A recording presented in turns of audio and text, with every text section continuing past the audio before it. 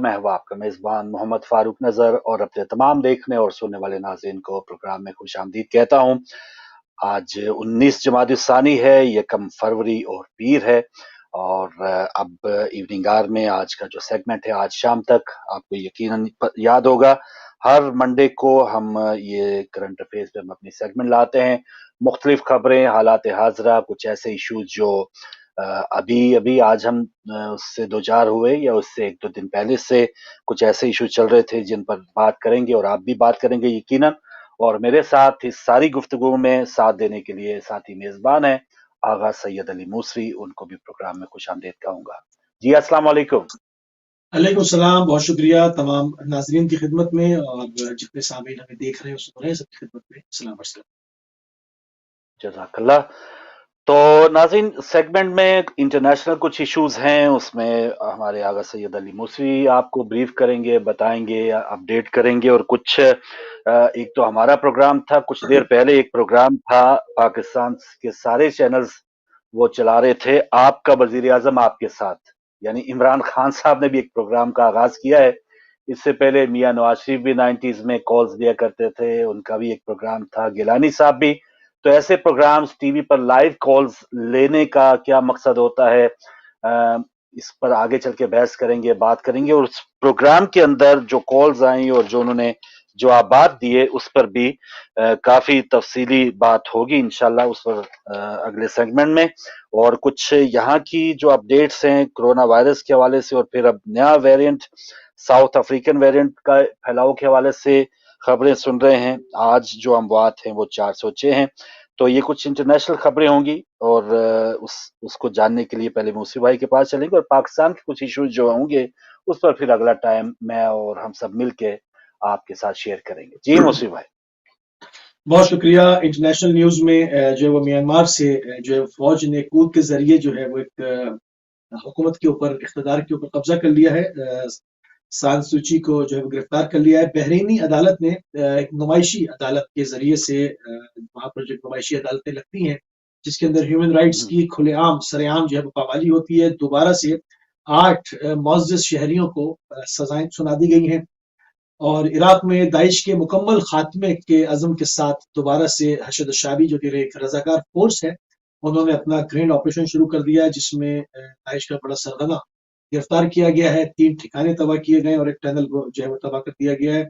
और इनकलाब इस्लामी की 42वीं सालगिरह जो है वो मनाई जा रही है तह अशरे के नाम से, यानी एक जो है वो इंफिजार नूर के ऊपर अभी हम थोड़ी देर में गुफ्तगू करेंगे। 80 लाख लोगों ने जो है वो जब इमाम खुमैनी तशरीफ लाए थे जिला वतनी के बाद ईरान, तो 80 लाख लोगों ने उनका फकीद मिसाल जो है वो इस्तकबाल किया था। थोड़ी सी डिटेल न्यूज के ऊपर निगाह डालते हैं। म्यांमार की फौज ने फौजी कूता के बाद आज सुबह ऐलान किया कि हुकूमत के तमाम इख्तियारात जो है वो 1 साल के लिए फौज ने अपने हाथ में ले लिए हैं। और IRIB की रिपोर्ट के मुताबिक म्यांमार में फौज ने 1 साल की इमरजेंसी नाफिज करने का ऐलान करते हुए तमाम अहम इदारों का कंट्रोल संभाल लिया। हुक्मरान जमात के तर्जुमान का कहना है कि आन सान सूची को फौज ने गिरफ्तार कर लिया है और पार्टी तर्जुमान ने यह भी दावा किया है कि सदर मुमलिकत समेत हुक्मरान जमात के अहम रहनुमाओं को भी गिरफ्तार कर लिया गया है। इनका कहना था कि जिस सूरत हाल का इनको सामना है, ऐसे लग रहा है कि फौजी बगावत और इख्तिदार पर मुकम्मल कब्जा हो चुका है। बहरीन से आल खलीफा हुकूमत ने जहां पर जुल्म और सितम का सिलसिला जारी वसारी है, बाज लोगों को फांसियां, बाज लोगों की नेशनलिटीज को कैंसिल करना जो कि एक बुनियादी इंसानी हकूक की शदीद तरीन पामाली है, उसका सिलसिला हनूज जो है वो जारी वसारी है। उसमें आल खलीफा की हुकूमत की नुमाइशी अदालत की जानिब से बहरीनी इनकलाबियों को बेबुनियाद इल्जाम के तहत मौत की सजा, शहरियत मनसूख कर देने की सजा या फिर तवील मियाद कैद की सजा सुनाए जाने का सिलसिला, जिस तरह से हमने कहा कि जारी है। अदालत ने 8 मजीद बहरीनी शहरियों पर अमन व अमान में खलल डालने के बेबुनियाद इल्जाम पर मन घड़त इल्जाम के तहत 15 साल, 10 साल, 5 साल और 1 साल की मुख्तलिफ सजाएं सुनाई हैं। ये एक ऐसी सजाएं होती हैं जिसकी जो अदालत जो कार्रवाई करती है, जिसमें जिनके ऊपर इल्जाम लगाया जाता है, जिनको मुलजिम ठहराया जाता है, उनके लिए ना वकीलों का और इन तमाम चीजों का कोई भी शफाफ इंतजाम मौजूद नहीं है। खुद ही ट्रायल करते हैं और खुद ही सजा सुना देते हैं। तो ये हनूज इंसानी हकूक की पामाली का सिलसिला बहरीन के अंदर जारी वसारी है। इराक के सूबे अलंबार से दहशतगर्द गिरोह दाइश की बाकियात का सफाया करने के लिए अल-हशद शाबी का ऑपरेशन जारी है। सूबे सलाहद्दीन के अल-शर्कात शहर में दाइश के एक सरगना को गिरफ्तार कर लिया गया और अलंबार के मगरबी इलाके में बैक वक्त कई सेक्टर से कार्रवाई का आगाज किया गया। ताबड़तोड़ हमले किए गए दहशतगर्दों के खुफिया ठिकानों के ऊपर, जो खुफिया रिपोर्ट्स के मुताबिक मालूम हुए थे, जिसमें जो है वो बड़े पैमाने पर उनके जानी और माली नुकसान उनका हुआ है और सरगना बाज गिरफ्तार कर लिए गए, उनकी टनल्स तबाह की गई।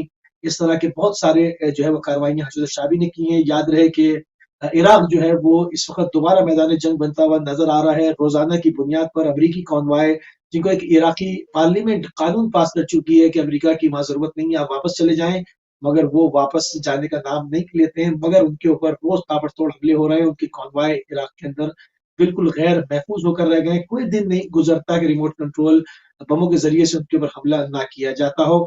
और उसी सूरत में शाम के जरिए से इल्जाम भी लगाए जाते रहे कि शाम से जो है वो दहशत गर्दों की कुशमदाई अमरीका कर रहा है। इसमें बाज़ाब्ता हुकूमत इराक ने एहतजाज भी किया और बाकायदा इसके ऊपर अमरीका को तंबीह भी की। ऐसी सूरत हाल में दोनों जानिब से अपने अपने हरीफों के ऊपर हमलों का सिलसिला जारी व सारी है। फिर बात करेंगे इनकलाब इस्लामी के बानी हजरत इमाम खुमैनी सैयद रूहुल्लाह मूसवी अल इमाम अल खुमैनी की वतन वापसी के तारीख साज दिन के मौके पर ईरान में इस्लामी इनकलाब की 42वीं सालगिरह की 10 रोजा तकरीबात का बाज़ाब्ता जो आगाज कर दिया गया। एलेवेंथ न्यूज एजेंसी की रिपोर्ट के मुताबिक ईरान में इस्लामी इनकलाब की सालगिरह और अशरे फज्र की तकरीबात का आगाज आज सुबह इतवार की इस सुबह तारीखी लम्हे से हुआ, जिस लम्हे ईरान के बानी इनकलाब हज़रत इमाम खुमैनी ईरान की सरजमीन विलायत के ऊपर तशरीफ लाए। वाज़ेह रहे कि इमाम खुमैनी 42 साल कबल आज ही के दिन तकरीबन 15 साल की जिला वतनी की जिंदगी गुजारने के बाद ईरान तशरीफ लाए, जहां लाखों ईरानियों ने आपका फ़कीरुल मिसाल इस्तकबाल किया और ईरान में आपकी इस तारीखी आमद के साथ ही इनकलाब इस्लामी की कामयाबी का रास्ता हमवार हो गया।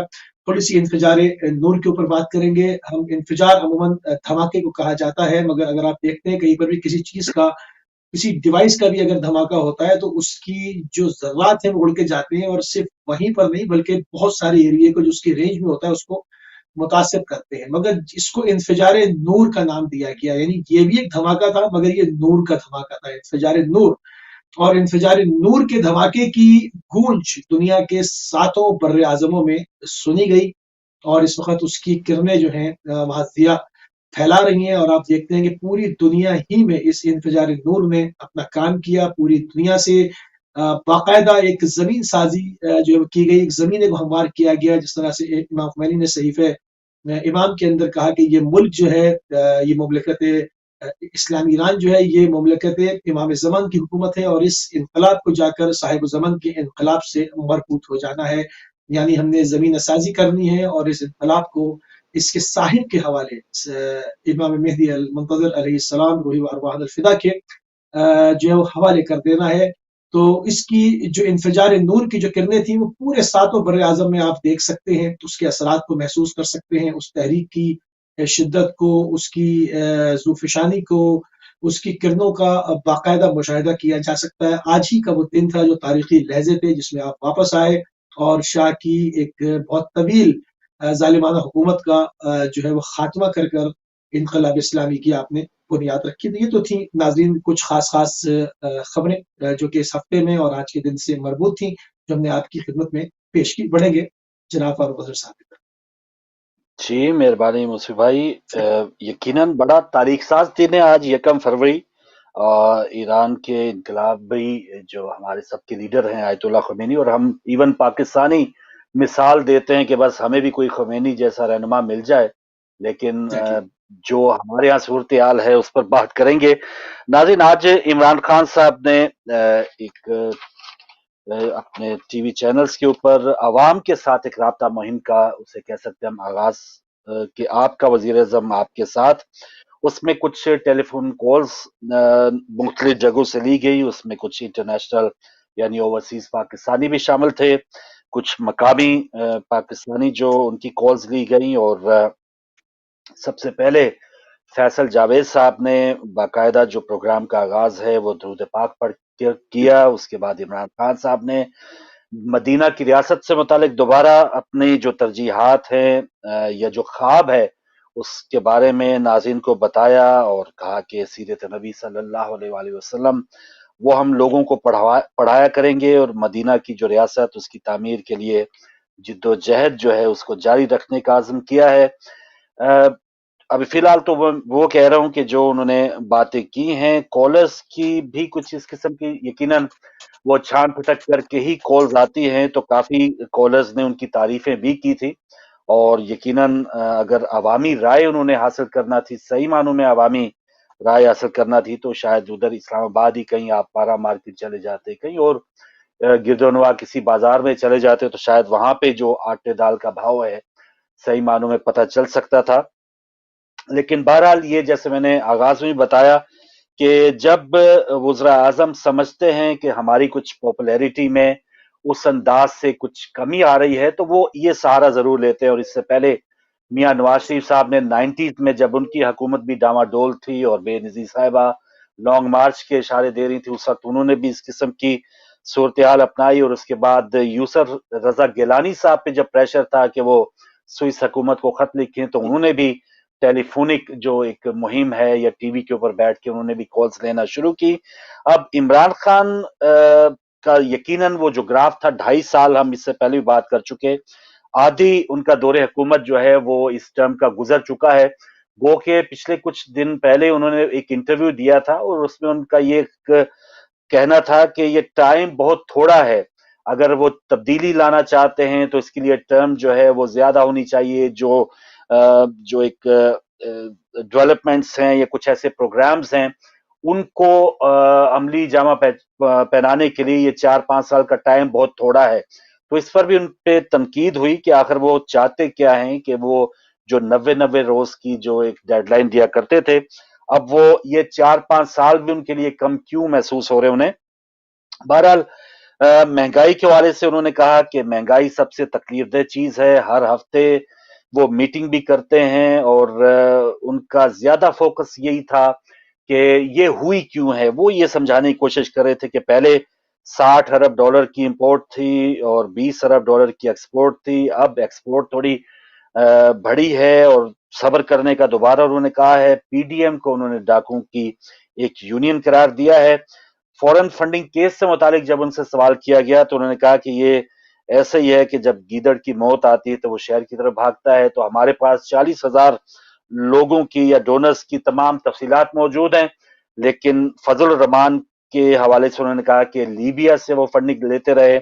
मियाँ नवाज शरीफ के हवाले से बेनजीर साहबा की जो एक किताब है जिसमें उन्होंने कहा कि नवाज शरीफ ने उसामा बिन लादेन से पैसे लिए थे उनकी हुकूमत खत्म करने के हवाले से, तो इमरान खान ने दूसरों को अपने से बहुत कमतर इस अंदाज से लोगों के सामने पोर्ट्रे किया है और कहा है कि ठीक है हम तो इस मामले में आगे निकल जाएंगे, लेकिन दीगर जमातें इस मामले में काफी हद तक वो फंसेंगी।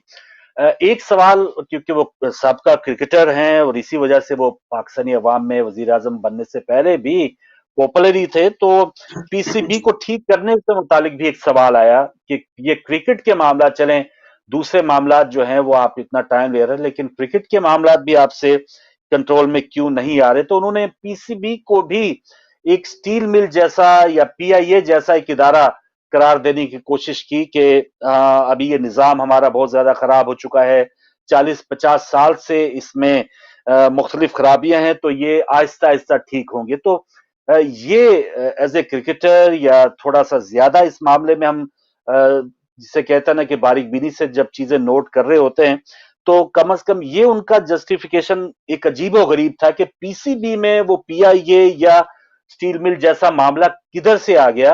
अगर आपने एक पीसीबी चेयरमैन जो है वो अपना एक मुंशी लगा देना है एहसान मानी टाइप, और जावेद मियादाद और जहीरबाज जैसे जो मुझे समझ नहीं आती कि क्रिकेट के दौर में शायद उनको उनसे कोई मसला होगा कि कप्तानी की कोई इस किस्म की दौड़ में इमरान खान को थोड़ी अपनी जिसे कहते हैं ना इनसिक्योर फील करते होंगे, लेकिन वजीर आजम बनने के बावजूद अगर वो मियादाद जैसे या जहीरबाज जैसी जो क्रिकेटिंग जो ब्रेन है उनको पीसीबी का चेयरमैन नहीं लगा रहे, और इससे समझ से बाहर है कि उनके अंदर कोई हसद इतना ज्यादा पक्का होता है, बुग़्ज़ इतना ज्यादा है किसी को वो ये नहीं देख सकते कि वो कोई उनसे ज्यादा कोई पॉपुलर हो। तो इसकी मैं ढूंढने की कोशिश करूं कि वजूहत क्या है कि पीसीबी को ठीक करना, और ऐसे नाम जो जुआ माफियाज हैं या जुआ, ये बड़े बड़े डाकू की तो बात करते हैं, इनको वो जो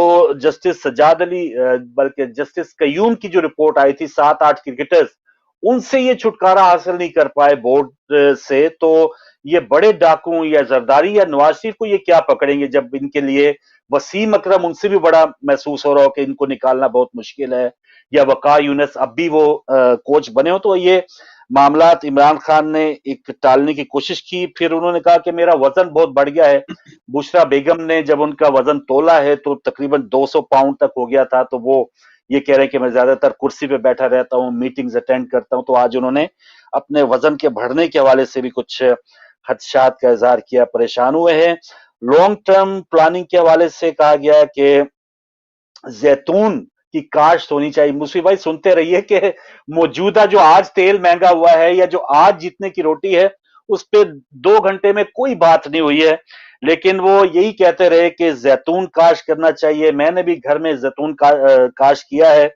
और फिर सेनेट इलेक्शन को कहा कि ओपन बैलेट के जरिए होने चाहिए, और सीओडी में यकीनन बहुत सी ऐसी बातें उनकी काफी वजनी भी हैं, जैसे सेनेट इलेक्शन में COD, charter of democracy, Noon league और पीपल्स पार्टी ने साइन की थी कि इसमें शो ऑफ हैंड से सेनेट इलेक्शन होंगे। लेकिन आज जब ऐसा वक्त आया तो ये दोनों पार्टियां पीछे भाग रही हैं, और इमरान खान या पीटीआई ये इस पर ज्यादा बजीद है कि इसको ओपन बैलेट से करवाया जाए। पीआईए की एक कॉल ये भी थी कि भाई ओवरसीज में हमें एक ही जो एक थोड़ा अच्छा लगता था कि हम अपनी एयरलाइन के जरिए या सस्ते टिकटों में या डायरेक्ट फ्लाइट्स भी मुयसर होती थी। दुनिया के जो 90 लाख या 1 करोड़ के लगभग ओवरसीज पाकिस्तानी, तो भाई आपने पीआईए के साथ अच्छा किया। तो उन्होंने बजाय के सरवर खान की जो हमाकत थी, उस पे जो पायलट से मुतालिक उन्होंने एक बातचीत की या जो उन्होंने आश्कार कर दिया, उस पर अपनी नदामत का इजहार करने की उन्होंने फिर मलबा डाल दिया सियासी भर्तियों के ऊपर कि ये इतना मकरूज है। ठीक है, ये मकरूज है पीआईए, लेकिन इसको सही मानों में जो बिल्कुल बंद करवाने के नैज तक ये जो मामला पहुंचा है, वो सियासी भर्तियों की वजह से नहीं पहुंचा। जो फ्लाइट्स बंद हुई हुई हैं यहाँ यूरोप में या इंग्लैंड में या दूसरे ममालिक में, या आपकी पायलट्स की जो जाली डिग्रियों की जो आपके वजीर ने ये एक खबर उड़ाई थी, उसकी वजह से मामलात खराब हुए हैं। तो ये इमरान खान साहब ने इस मामले को भी सही तौर पे अवाम के सामने पेश नहीं किया। आजाद कश्मीर इलेक्शन में कहा कि जी वो भरपूर हिस्सा लेंगे। हेल्थ कार्ड का उन्होंने कहा कि ये इजरा अब केपी में तो मुकम्मल हो गया है, पूरे पंजाब को भी नवंबर दिसंबर तक हेल्थ कार्ड मिल जाएंगे। और 5 फरवरी आ रहा है इजहार यकजहती कश्मीर, तो 5 फरवरी को वो कोटली आजाद कश्मीर में एक जलसा उसका एहतमाम करेंगे।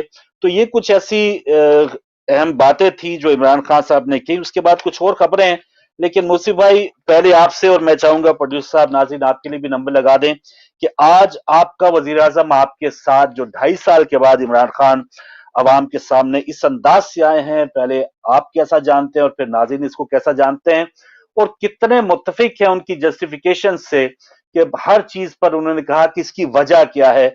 सबर की दोबारा उन्होंने तलकीन की, और मदीना की रियासत तो वो बना के ही दम लेंगे। और कुछ जियाउल हक की जो मुझे लगता था इस्लामी जो कुछ चीजें कि दरूद पाक से आगाज करना और मदीना की रियासत, तो इस किस्म की जो खेल हैं वो हमने दोबारा देखे।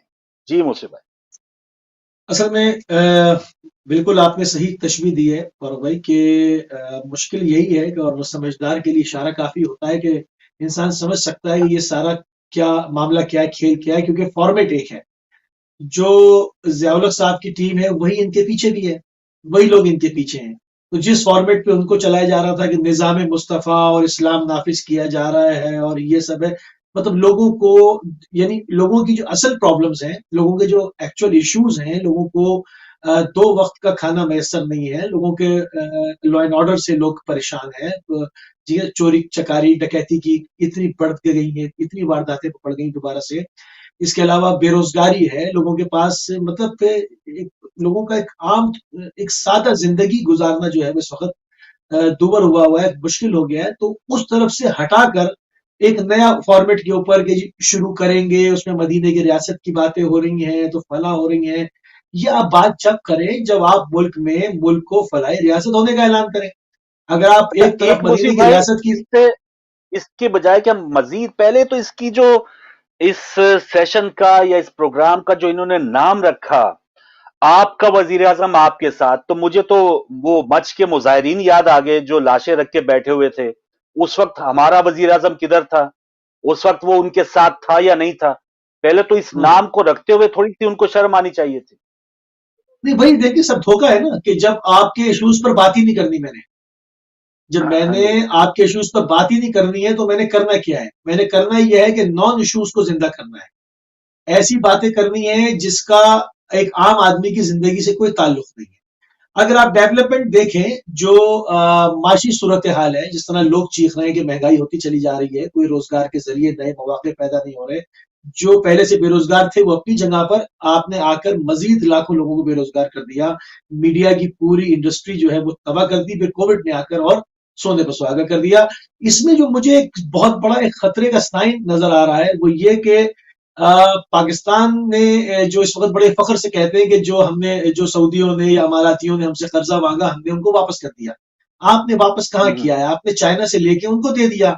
अब क्या जी हम हाँ। डायरेक्टली चाइना के एहसान तले आते नहीं चले जा रहे? क्या हमारे हर चीज के अंदर चाइना की इन्वेस्टमेंट बढ़ती नहीं चली जा रही? हर चीज के अंदर चाइना का अमल दखल इतना ज्यादा हो रहा है, तो क्या इसको मुस्तकबिल में जो आसाद मुबसरीन है वो यहां तक कह रहे हैं कि चाइना के लिए एक दूसरा फलस्तीन बनाया जा रहा है पाकिस्तान को। यानी आप अपनी आपकी इकोनॉमिकल ग्रोथ इतनी अच्छी होती कि अगर आपसे कर्जा मांगा गया था आप अपनी इकोनॉमी में से उनको वापस करते। आपने क्या कमाल हम्म। किया कि चाइना से लेके उनको दे दिया। अब चाइना को इसके बदले में क्या देंगे?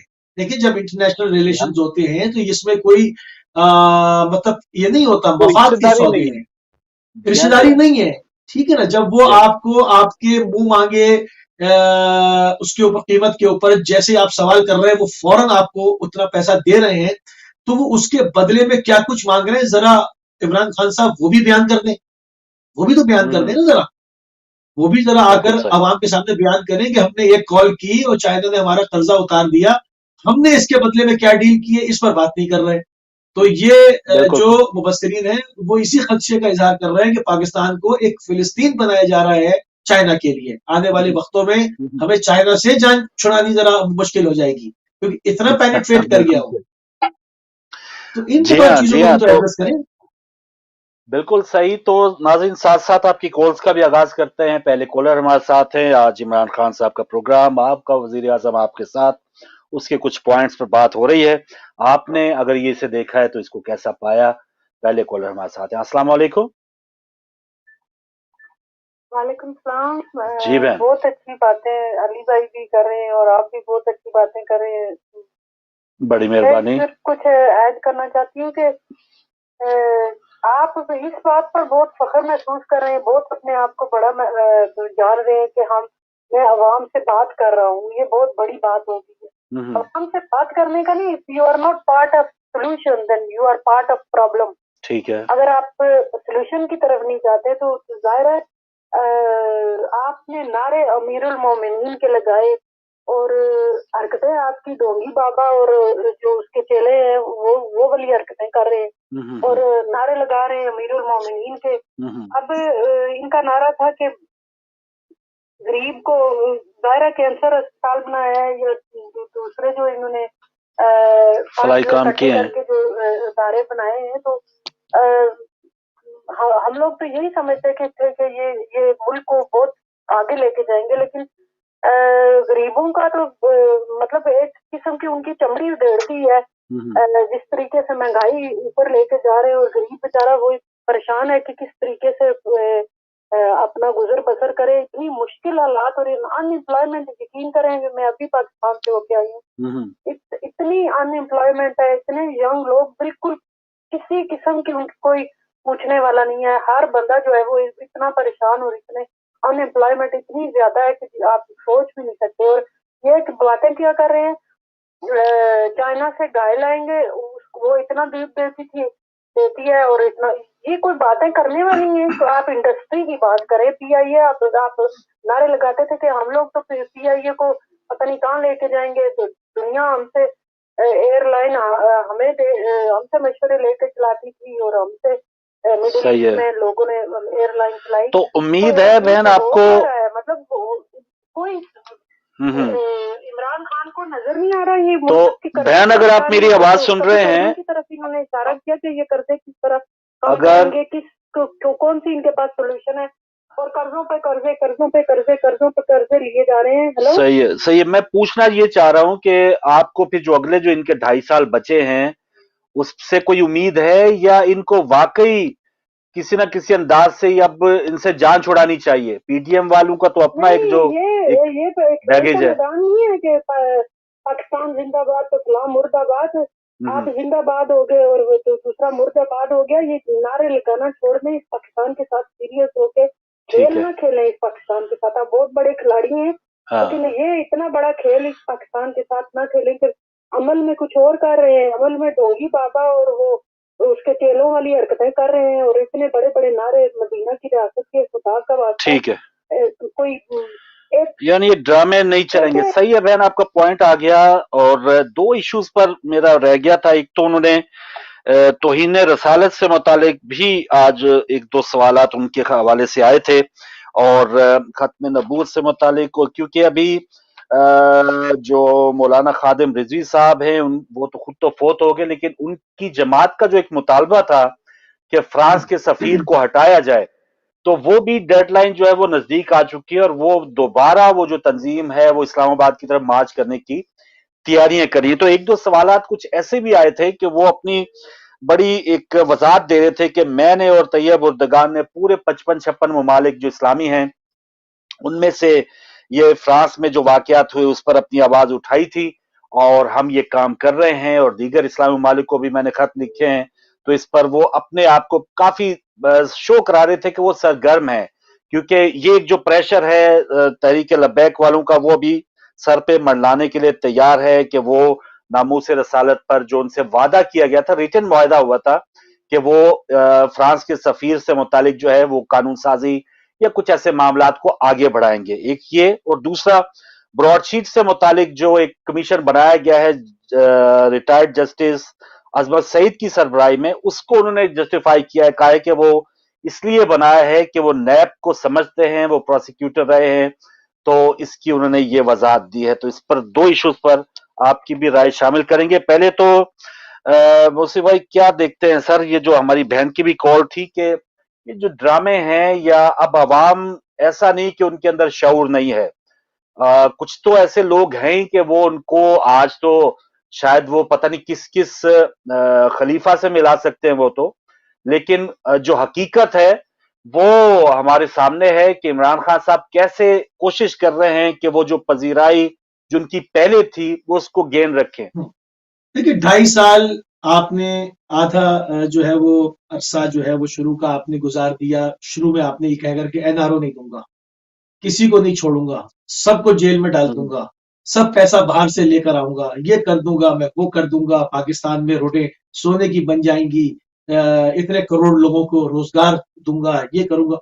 ये चलता रहा। ठीक है, अब इसका खात्मा हो गया। अब आपके इख्तिदार का आधा अरसा गुजर गया और आप प्रैक्टिकल कुछ भी नहीं दे पाए, ना किसी को पकड़ पाए, ना किसी की दौलत वापस ला पाए, कुछ नहीं कर पाए। अब फेस सेविंग के लिए क्या है, अब दोबारा से वही मदीने की रियासत, और फला ने ये कर दिया, फला ने ये कर दिया, फला ने उसामा से पैसे खा लिए, तो फला ने ये कर दिया। ये सब बातें सिर्फ अपना टाइम पूरा करने की। जब ये जाएंगे तो मालूम होगा कि इनके बुजुर्ग ने कितनी करप्शन की थी। ये तो इनके जाने के बाद जब फाइलें खुलेंगी तो मालूम होगा। अभी तो लोगों को नहीं पता उन बिल्कुल पर जो ये बिजली गिर रही है, ये कैसे गिर रही है। ये सब सही अंदर बात है। अंदरूनी खाने काम हो रहा है, अभी भी रुका नहीं है। बोल भाई, ये रुका क्या? ये जो एक आई है, जो रिपोर्ट आई है ट्रांसपेरेंसी इंटरनेशनल की, जी हाँ। वो तो 4 दर्जे और गिर गया भाई। इतना तो चोरों डाकुओं के दौर में मुल्क की जो करप्शन का जो डेटा था या जो म्यार था वो इतना ज्यादा भयानक नहीं था जो इस दौर में है।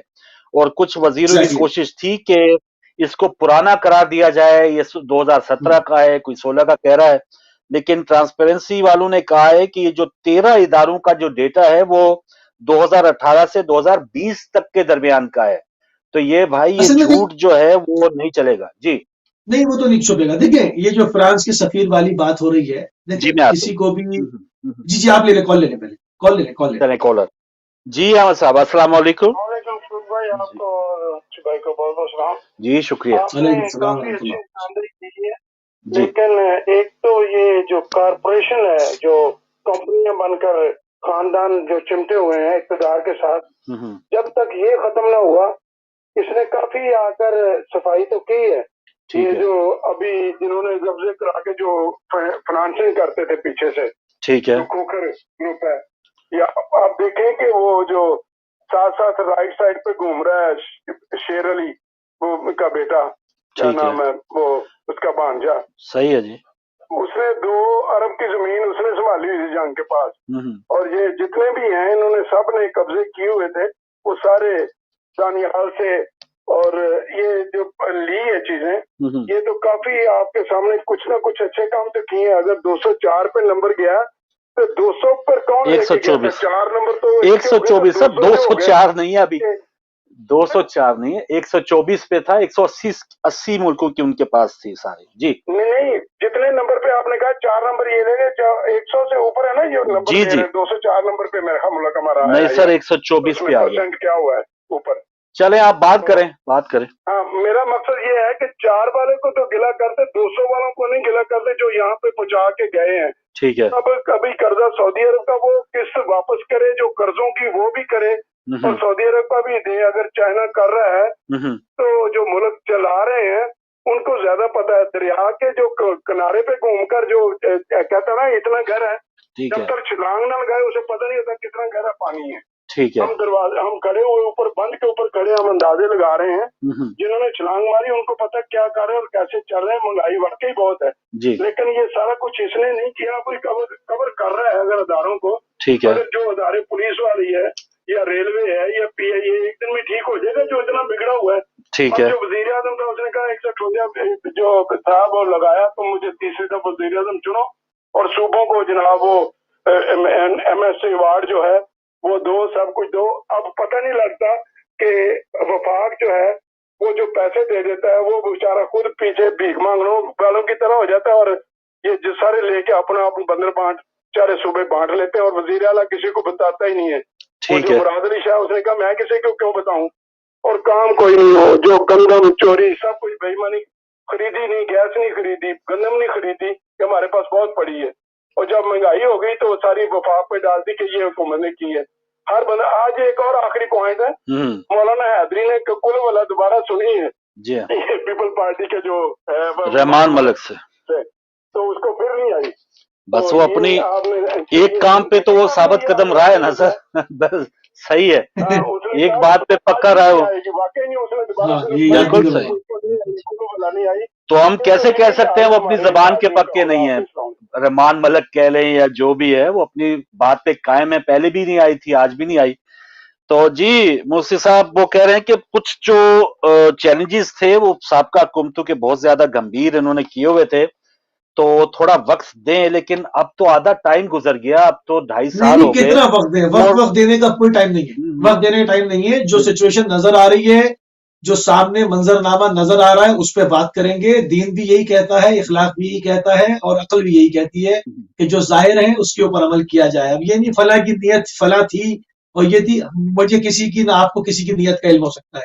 जो जाहिरी अमल है उसके ऊपर बात होगी। जाहिरी अमल ये है कि आप रियासत को किराए के ऊपर चला रहे हैं, कभी तुर्की करने लग जाते हैं, जिन्होंने आपसे कर्जे मांगे वो फिर शिकार खेलने आ रहे हैं।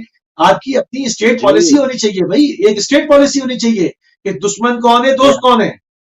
जो जब उनका दिल चाहे वो आपके वर्कर्स को निकाल दें, जब उनका दिल चाहे वो आपसे पैसे वापस मांग लें, आपको जो है वो हिकारत से जो ट्रीट करें, उसके बाद वो शिकार खेलने भी आए, फिर आप जो है वो जाकर वहां से उतरे तो आप तैयब रजब पुर्तगाल साहब के पास खड़े हो जाए। इससे जाहिर ये हो रहा है कि आप किराए पर मुल्क को चला रहे हैं। कब तक चलेगा ऐसे कब तक चलेगा? कॉलर है हमारे साथ जी। अस्सलाम वालेकुम।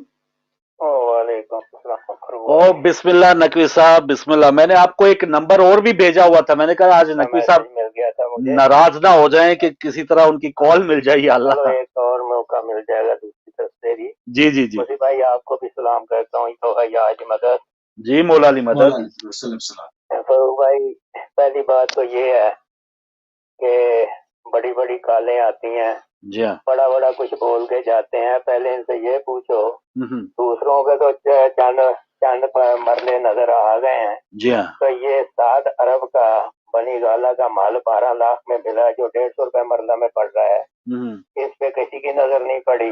ठीक है। कनोई का प्लाट छुड़ाने के लिए 3 आईजी बदल दिए आप लोगों ने, और प्लाट फिर भी आपका ना निकला। तो क्या ये कब्जा ग्रुप नहीं है? जरा इन पे थोड़ी सी नजर डालें तो हो सकता है कि आपको पंजाबी कहते हैं अपनी मंजी थले डांग फेरोगे तो तुम्हें बड़ा कुछ लग जाएगा। सही जरा सही। ध्यान करो अपने धंधे भी। जी हाँ। दूसरी बात ये है फरूक भाई, आप कह रहे थे ना ब्रेशिट का कि अजमत की बात कर रहे हो जी भाई। मुझे इसके आज वो कह रहे हैं जी इमरान खान साहब के जी वो साफ करेंगे, ये करेंगे। ये दावे तो हमने असद उमर के मुतल्लिक भी सुने थे। जी तो हाँ। वो जो हमारा शेर है उसको शेर बना के बताया था इन्होंने कि ये खाने को ये कर देगा वो कर देगा। तो फिर वो शेर को शेर जाता नजर भी ना आया। फिर वो शेर ने ऐसी तबाही मचा के क्या कि अभी तक तो इनकी कमर सीधी नहीं हो रही मैशत के मामले में। तो ये इस किस्म के दावे तो हम 2.5 साल हो गए सुनते आ रहे हैं, बल्कि वहाँ पे कंटेनर पे भी सुनते रहे हैं। ऐसे दामों से तो कुछ नहीं बनता। हमने तो देखना है कि किया क्या है। तो किया 0 है तो फिर इसे आगे क्या कर सकते हैं, आप क्या दिखा सकते हैं? तीसरी बात ये मैं आपसे पूछना चाहता हूँ कि अक्सर लोग अब ये कह रहे हैं जी कि पीडीएम जो है जी वो अब ठंडी हो गई है, पीडीएम के पास कुछ नहीं रहा, ये कौमटी कह रहे हैं सारे लोग। इनसे ये पूछो कि पीडीएम अगर ठंडी हो गई है तो ये जो 50-50 करोड़ रुपया लेके लोगों को रिश्वत दे रहे हो, लोगों को खरीद रहे हो, एक कौन सी रियासत मदीना है जिसमें इस किस्म के कानून है कि जो 50 करोड़ में आदमी खरीदने की जो तरीकाकार है, ये कौन सा रियासत मदीना में कानून बना नया? और लोगों को तो तुम कहते हो कि वो खरीदते हैं, तो क्या तुम लोग वे बेच रहे हो 50 करोड़ में, या उनकी कीमत डाल के लोगों को बता रहे हो कि हमारे आगे 50 करोड़ तक बिक सकते हैं, अगर आप दे सको तो 50 करोड़ में ले सकते हो इनको? तो उनकी कीमत डाल रहे हो, बाजार में ला के खड़ा किया उनकी कीमत डालने के लिए 50 करोड़ दिखा के कि ये इतनी इस काबिल है और इतने में ये खरीदे जा सकते हैं। ये सारी बातें अगर आप देखें मूसी भाई, जरा इस पे थोड़ी सी रोशनी डालो। ये अब मैं बात करूंगा इस किस्म की तो आप कहेंगे जी पीछे क्या हुआ, पीछे क्या हुआ? पीछे तो चोर डाकू आपने बना दिए। अब जो आज के चोर डाकू हैं इनकी बात क्यों नहीं करते? इस बात पे उसी जज्बे से किया करो ना कि आज के चोर डाकू जो है ये क्या किस चीज पे मान कर रहे हैं और किस चीज पे ये अपने आप को कहते हैं कि हम कामयाब हैं, जबकि इनके अपने पाँव जमीन पे है ही नहीं।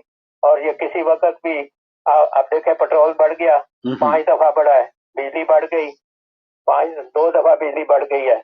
तो क्या ये सारी चीजें जो है इनके मजबूती का तरीका मजबूती को ज़ाहिर करती हैं या कि इनके खोखलेपन को ज़ाहिर करती हैं? बिल्कुल सही। इस पे थोड़ी सी रोशनी डाल दें तो आपकी मेहरबानी होगी कि ये जो अपने आप को मजबूत बना रहे हैं किस चीज पे, किसके कंधे पे? आपको जो कंधा था इनका वो भी पीछे हटता नजर आ रहा है। वो भी अपनी इज्जत बचाने की कोशिश करेंगे, किस आदमी को आके ले आए कि जो हमारी इज्जत के लिए मसला बन गया है। इस पे थोड़ी सी रोशनी डाल दे तो मेहरबानी होगी। जरूर जरूर, मेहरबानी, बहुत मेहरबानी नकवी साहब। कंधे के वाले से आज कंधे वाले मिले भी हैं, बाजवा साहब और जनरल फैज जो हैं उनकी आज भी मीटिंग हुई थी प्राइम मिनिस्टर साहब से। और इस पर मुझे भाई आप भी बात कीजिएगा। नाज़रीन, डेवलपमेंट फंड्स के हवाले से इमरान खान जहां इसके अलावा भी ऐसी कई दर्जनों बातें कर चुके हैं कि जिसका इस वक्त उलट कर रहे हैं, तो एक चीज थी कि जो मेंबरान असेंबली को डेवलपमेंट फंड के नाम पे पैसे दिए जाते थे, उस पर उनके पुराने इंटरव्यूज थे जी ये सियासी रिश्वत है, ये इनको मिलने ही नहीं चाहिए, ये बल्दियाती निजाम को ये इनका ये सेटअप जो है सिर्फ कानून साजी होनी चाहिए, एमपीज जो हैं पार्लियामेंटेरियन जो हैं वो कौमी के या सूबाई के।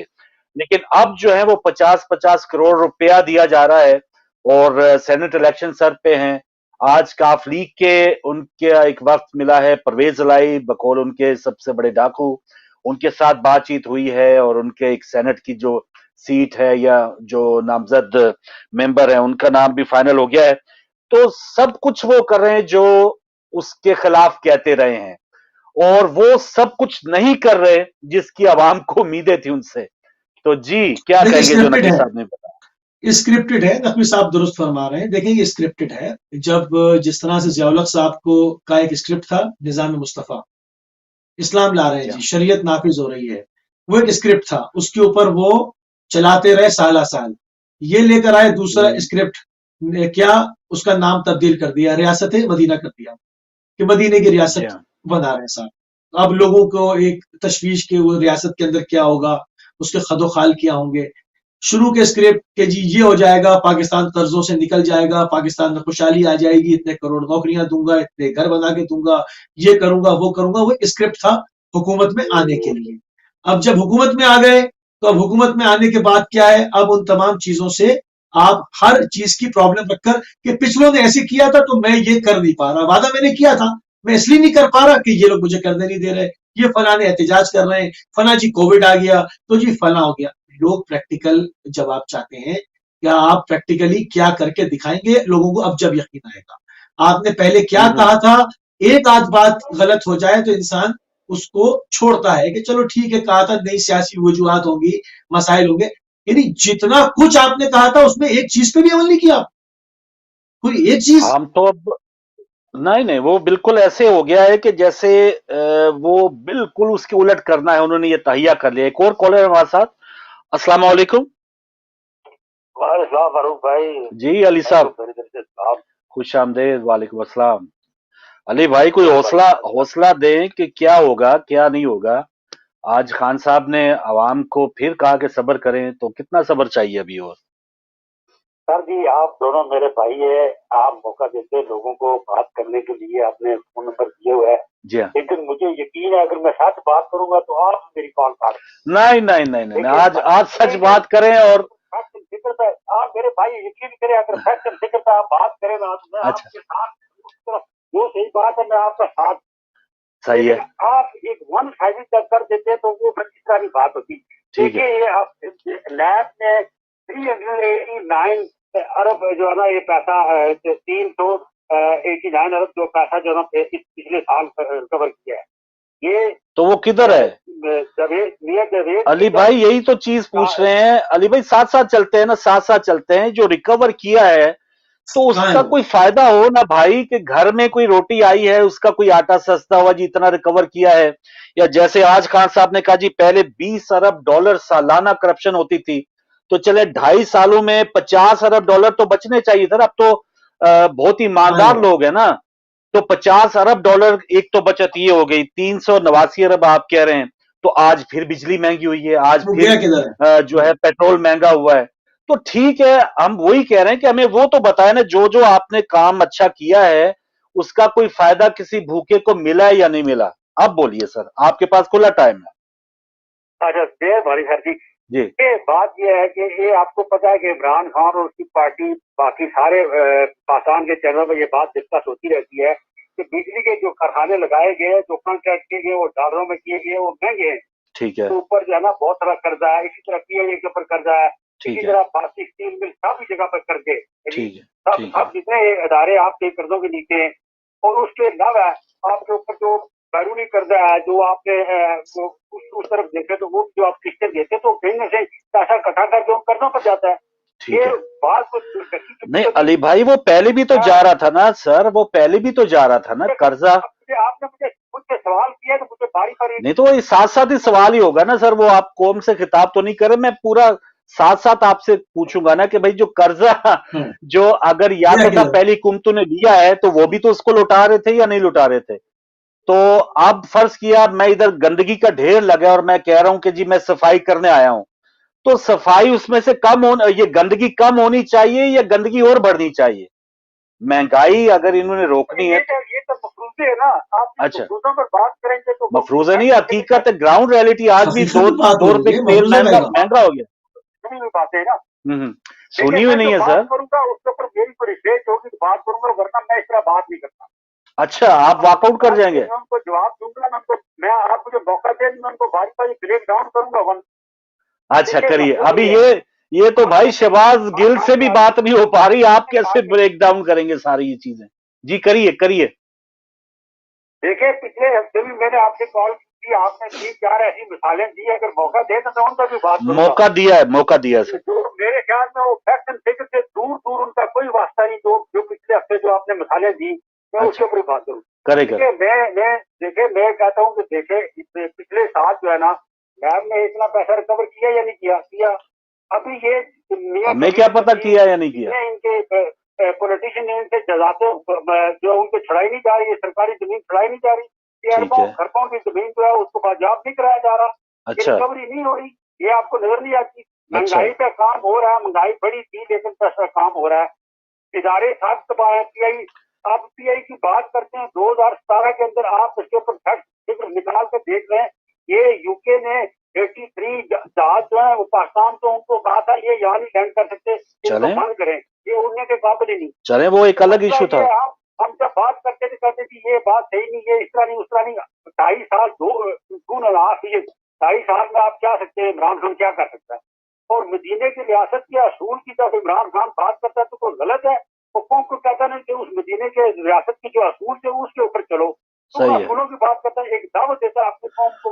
भाई खुद चल रहा है अली भाई, मदीने की रियासत में कभी हुआ कि एक तो हम हदीस सुनते हैं कि कोई शख्स खड़ा कर गया मैं अभी आता हूं, तो मुसीफ भाई मौला अली अलैहिस्सलाम थे या हजूर सल्लल्लाहु अलैहि वसल्लम थे जो एक दिन वहीं पे खड़े रहे, वादा करके गए थे मैं अभी आता हूं और वो बंदा नहीं आया। तो ये एक भी वादा आपके मदीना की रियासत के वाली ने पूरा किया है? हम तो इसी पे तो रो रहे हैं कि भाई 1400 वादे उन्होंने तकरीरों में। अली भाई हमारे कब से पाकिस्तान भी गए, जरा पूछे ना। मेरा बात करने का मकसद ये है कि अगर आप अपनी कौम को मोटिवेट करते हैं कि आप मदीने की रियासत के जो असूल थे उन पर चलें, इसमें बुराई नहीं है? बुराई नहीं है सर, बुराई पर खुद भी तो मिसाल कायम करे ना। एक बात ठीक है, महंगाई पर भी काम हो रहा है, बाकी जो क्या काम हो रहा है सर? बिल्डोजर लगे हुए, क्या कोई मिस्त्री लगाए हुए आपने? क्या काम हो रहा है? आप मुझे बोलने का मौका नहीं दे रहे भाई, आपका टेंशन क्या, आप मुझे बोलने का मौका दे। चले सही है, वो हमें काम तो बताए ना, ये नहीं हो को हाँ जी रोटी पक रही है, मुझे कोई चूल्हा जलता हुआ दिखाएं, कोई आटा गूंदता दिखाएं, मैं कहूं कि हाँ यार मैं घंटा भूख बर्दाश्त कर लेता हूँ। जो इमरान खान ने आकर खराब कर दी। नहीं नहरे ना सही यार, लेकिन इतना इमरान खान आया पहले तो इंडिया से जंग होने वाली थी, वो किस तरह चली, फिर आपके ऊपर पुराना आ गया। आप पूरा 2.5 साल का अगर देखें तो उसके ऊपर अगर नजर चढ़ाएं तो उसके 2.5 साल के परफॉर्मेंस के ऊपर आप बात करें, मैं नहीं पता कि सारी यकदम उसमें आकर वो कर भी नहीं सकता, 2.5 ईयर में ये सब हो भी नहीं सकता। ठीक है, तो मैं बात करूंगा कि मैं पिछले हफ्ते मैंने एक मिसाल दी थी जी मुसी भाई ने कहा था कि ईरान को देखें, इनको देखें, तो मैंने एक मिसाल दी थी ईरान की कि रियासत जो है वो ईरान की हिस्ट्री से गुजरा। मैंने एक मिसाल दी थी कि वहाँ लोग 7 जमाना बोलते हैं, यहाँ लोग 70 जमाने बोलते हैं। और मैंने ये नहीं कहा था कि पाकिस्तान मानिक नहीं होता, मैंने कहा था ऐसे मुल्क को मानिक करना पाकिस्तान को आसान नहीं है। मैंने आपने मिसाल ईरान की थी तो मैं ईरान के ऊपर मैंने बात की कि कभी किसी दौर में ईरान की जो तेल की कंपनियां थी वो भी अमेरिका के हाथों में थी। ये तो 1979 में 12 जनवरी को जब अब्दुल्ला खमीनी को लाया गया तो तब जाके ये फर्स्ट अप्रैल से पहले चले अली भाई काफी टाइम हो गया, लेकिन चले आप भी इंतजार करें, हम भी इंतजार करते हैं अभी। जी और सुना दें। देखे जो अंग्रेजों की हुकूमत थी उसमें बड़ा इंसाफ होता था जी। एक मुल्क ने दूसरे मुल्क पर जाकर कब्जा कर लिया, 200 साल हुकूमत की, 35 मिलियन लोग मारे इंडिया में, 35 लोग मारे इंडिया में 200 साल की हुकूमत के अंदर। ये छलियां वाला जो बाग है उसके अंदर 70 लोगों के ऊपर ओपन फायर करवाया जनरल डायर ने, ये सारा इंसाफ था। ये मतलब ये तो कोई मिसाल बनती नहीं। फिर मुसी भाई ने कहा कि अमेरिका में वो मानिक हो रहा है, अमेरिका में अभी भी वो 25,000 ट्रूप ने खड़े करके हाल को खाया जो बाइडेन ने। मानिक तो सब कुछ हो रहा है इंडिया के अंदर, मानिक हो रहा है, इतनी तरीके का भी वो मानिक हो रहा है, मानिक तो हो रहा है, वो चल रहा है, लेकिन तरीके से वहां उसकी हालत देखे। चले सर सही है सर, बातें वाकई आसान है इधर। एक और आखिरी बात तो मेरा बंद कर दो जी, एक और आखिरी बात जी। आप कभी कहते आप जैसे जनरल बाजवा मिले, ये मिले या कि ये जो तसर देने की कोशिश की जाती है कि और जो है ऊपर से वो काम करवा रही है, इमरान खान बड़े ठीक काम करने को बहुत बड़ी गल। इसका मतलब है फौज पाकिस्तान की जो वो दुश्मन है, तो इस किस्म का तसर मेरे ख्याल में नहीं देना चाहिए। और एक बात मैं और कर दूं, करें सर। आज जनरल रहीम सिंह जहाँ से छोड़कर जो 39 कंपनियों का वो इन्होंने बनाया था कि वहां जाकर उनको वो देंगे, सिपा सलारी करेंगे, सऊदी अरेबिया में दे रहे जी। जनरल रहीम सिंह को रिटायर होकर अपनी जाती हैसियत में उसको सऊदी अरेबिया ने एम्प्लॉय किया है। अच्छा कासिम सुलेमानी को हमने ट्रेन किया था, पाकिस्तान ने ट्रेन किया था, वो ठीक था। सर, इसमें आप उसका एक मौत था। कोई बात नहीं सर, अभी इमरान खान आपका वजीर आजम कायम रहेगा, मदीना की रियासत आप जमजम बनाए, आप किधर से किधर चले गए, हदूद ही पार कर गए। आपने जो जी देखे, मैंने फोन मेरा, आपने हौसला रखे सर। और उसके बाद आपने ऐसी ऐसी मिसालें दे दी, दूसरी मिसालें का कोई बदलता, कोई उसका कोई लॉजिक या दलाइल के साथ बात करे ना। आप इस तरह लॉजिक तो आप पता क्या करें अली भाई, एक मशवरा है आपको, अभी टाइम है, अभी पाकिस्तान में इतनी देर नहीं हुई, किसी भी अजीज को, अपने अजीज को, मैं अपने नहीं कह रहा, ये किसी और बंदे, अपने किसी अजीज को फोन करके उधर के हालात आप पूछ लीजिए और आप उनसे राय ले लीजिएगा इस हुकूमत के मुताबिक, किसी भी अपने चाचा जाद, मामा जाद, ससुराल। पाकिस्तान के हालात पता है मुझे? नहीं लगता, नहीं पता सर, आपका इस वक्त हीटिंग सिस्टम ऑन है, आपका हीटिंग सिस्टम ऑन है माशाल्लाह, घर बैठे हुए टीवी देख रहे हैं, आप पाकिस्तान से बहुत थोड़ा सा दूर हुए हैं इस वक्त। ठीक है, ठीक है, चले, सही हो गया। अभी मुझे मूसी भाई के साथ बात करें और देखिए ये बैठ के देखिए हमारे मोहतरम अली भाई ने जो बात की, इसमें देखिए जिस तरह से वो कह रहे हैं, एक जिस तरह से जाला होता है ना, मतलब उसको नजर नहीं आता, वो कहे जाता है एक जरदारी सब पे भारी। तो बिल्कुल वही कैफियत हमारे अली भाई की इस वक्त, उनको कुछ नजर नहीं आ रहा, वो मोहब्बत में, और यकीनन उनको बड़ी उम्मीदें होंगी इनसे, और बाज लोगों की उम्मीदें बरतरफ हो गई है, बाज की बरतरफ नहीं हुई है, वो अभी भी होप लगाए बैठे हैं। जिस तरह से एक दो चीजें इन्होंने की, इन्होंने कहा कि जी आयतुल्लाह खुमैनी को लाया गया।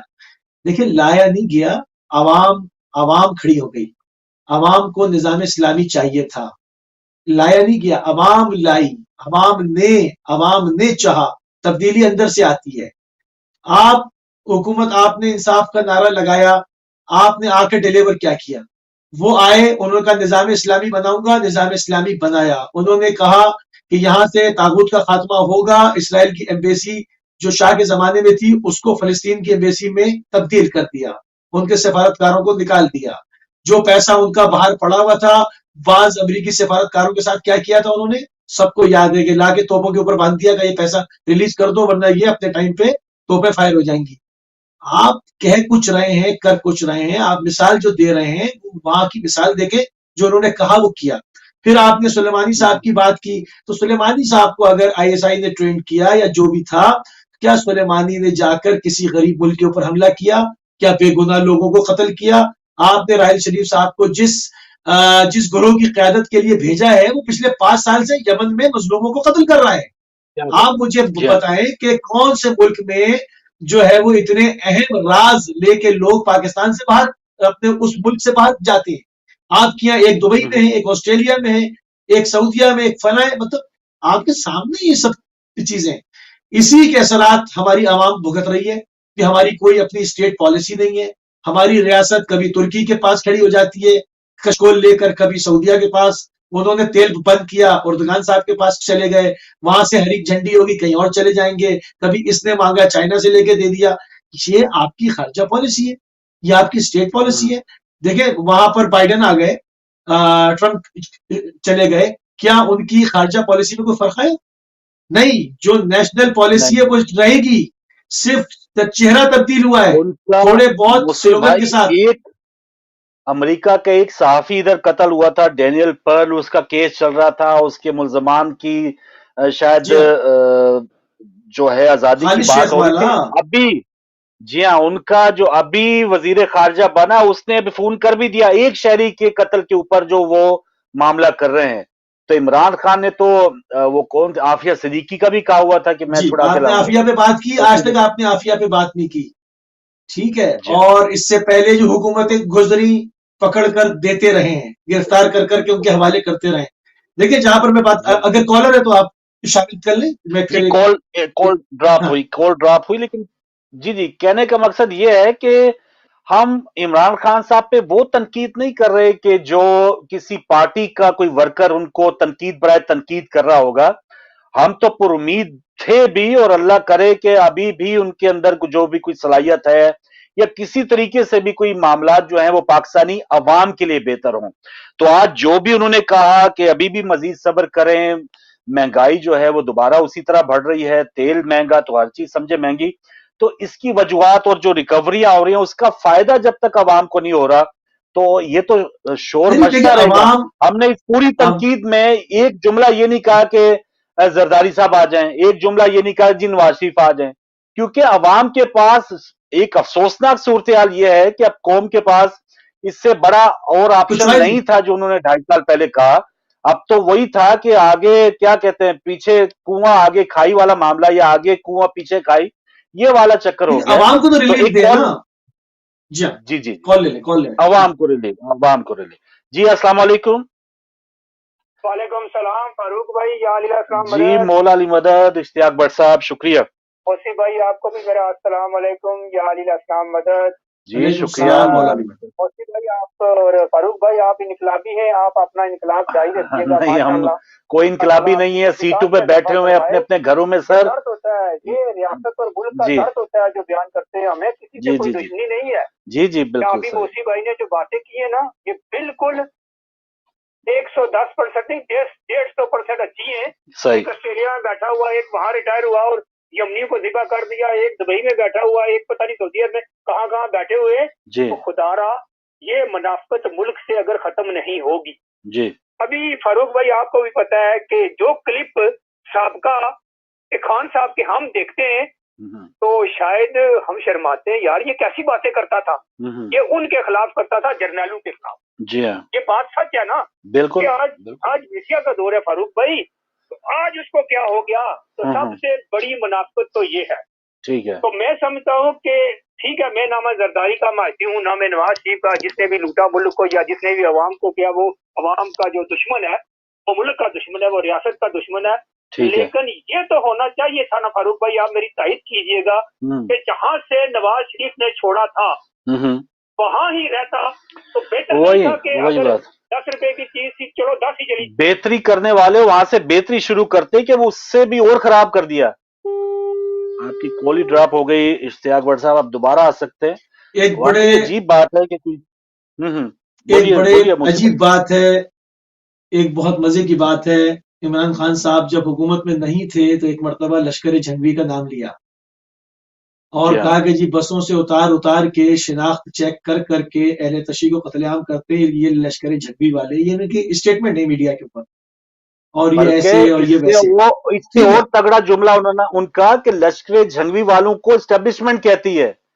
ये नहीं आपने सुना, उन्होंने कहा कि मेरे पास उनका वफ्द आया कि हमारी सुलह करा दो शियों से, हमें तो ये लड़वाते हैं। तो अब जब हुकूमत में आए तो हजरत के ऊपर इंकशाफ हुआ कि ये तो कौमी असासियत में शामिल है, ये तो बी टीम है, ये तो जिसने बनाई, अब इनकी समझ में आया, अब इनके मुंह से एक लफ्ज लश्कर झंगवी के लिए बराबर नहीं होता। और जब इनको ये इदराक हुआ तो उसामा बिन लादेन शहीद करार पाए।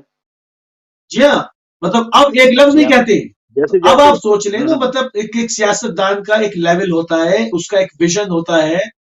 आप माने इस बात को कि आप ठीक है, आप क्रिकेट में चैंपियन होंगे, मगर अभी सियासत की अलिफ पे वहां पर नहीं है। आप पहले जो बातें करते रहे उनको जरा कंपेयर तो करें। जी हाँ कॉलर भट्ट साहब दोबारा गालिबन। जी भट्ट साहब अस्सलाम वालेकुम। जी वालेकुम सलाम फारूक भाई, अस्सलाम मदद। जी मौला अली मदद। शायद बात नहीं पहुंच सकी। जी बात पहुंच गई। ये जो बातें मौसी भाई ने की मैं तारीफ करता हूँ, लेकिन काश के अवाम को क्यों नहीं समझ आती फारूक भाई। बस वो समझना ही नहीं चाहती, समझ तो आ रही होती है। हम ये नहीं कहते कि अब वो बिलावल आ जाए या कोई और भुट्टो जरदारी आ जाए या कोई नवाज शरीफ या उसका बेटा आ जाए, ये नहीं है। मैं समझता हूँ आज दुनिया की आंखें खुली होनी चाहिए। मैं छोटा सा एक अदना सा बंदा हो के मेरी नजर फारूक भाई जब ईरान पे जाती है जी, तो मैं समझता हूँ कि शायद जब से मैंने अपनी वो होश संभाला है ना, ईरान के ऊपर मैंने पाबंदियां देखी हैं। जी तो मुझे कोई बंदा बताए क्या ईरान वाले रोटी नहीं खाते, कपड़े नहीं पहनते, सब कुछ कर रहे रहते, उनके पास गैस बिजली पानी कुछ भी नहीं है। जी हाँ, पाबंदियां लगी है ना, आपके सामने है सब कुछ, लेकिन इतना बुरा हाल नहीं है। जो दफ्तर इमाम रज़ा अलैहिस्सलाम सजता है जी हाँ, किसी दुनिया के कोने में भी नहीं है, किसी दुनिया के कोने में। सही तो फिर आप मदीना की रियासत की बात करें, आप कहेंगे ये मुल्क ला इलाहा की बुनियाद पे बना है, आप कहेंगे इसके ऊपर पता नहीं किसका साया है। तो ये मुनाफिकाना पॉलिसियां हैं, जब तक आप ये नहीं खत्म करेंगे। अब किसी से, जैसे मौसी भाई ने कहा, कभी आप तुर्की के झोली में बैठ जाते हैं, कभी सऊदिया की झोली में बैठ जाते हैं, कभी देखा ईरान को किसी की झोली में बैठते हुए। सही में आंखें डाल के बात करता है, तो कोई बंदा भूखा नहीं मरता। अब क्यों मरते हैं, खुदकशियां भी होती हैं, पता नहीं क्या क्या मुल्क में होता है। लेकिन एक बात, अपनी रियासत के राजा तनवीर के केस के ऊपर जिस जज ने फैसला दिया कि राजा तनवीर बेकसूर है, उस जज को ही उठा के ले गए और दूसरा आ गया। तो ये किसकी बदमाशी है? ISI की बदमाशी है, एस्टेब्लिशमेंट की बदमाशी है। हमारे कोठरी में 5 फरवरी को ये नामनाद न्याजी जा रहा है, इसके खिलाफ जो भी मुहिब्बिल वतन कश्मीरी है, उन्होंने योम स्याह का प्रोग्राम बनाया है, वो मुजाहरा करेंगे। एक बंदा हुआ या 10 बंदे हुए, शर्म की बात होनी चाहिए कि एक तरफ तो आप बत्तियां भी जलाते हैं, मिठाइयां भी बांटते हैं, फूल भी गले में डालते हैं, दूसरी तरफ यकजहती भी बनाते हैं। सबसे बड़ी मुनाफकत, सबसे बड़ा फ्रॉड कश्मीरियों की जमीन के साथ किया जा रहा है। वहां से लकड़ी चोरी होती है, चोरी होता है, रियासत की जमीन के ऊपर इनका कब्जा है। मैं आपको प्रूफ दे सकता हूँ, जहाँ इनके एस्टेब्लिशमेंट के कब्जा किए हमारे कब्रिस्तान के साथ बैठे हुए हैं, वहाँ इनकी बदमाशी है। 10 रुपए लेते हैं बच्चे को अंदर जाने के लिए, 10 रुपए दो आप क्रिकेट खेलेंगे। तो उनके खिलाफ क्यों आवाज नहीं लोग बुलंद करते? मैं सारों के खिलाफ आवाज बुलंद करूंगा, जर्नैल है, ISI है, जो भी है, लेकिन हक की बात करना है।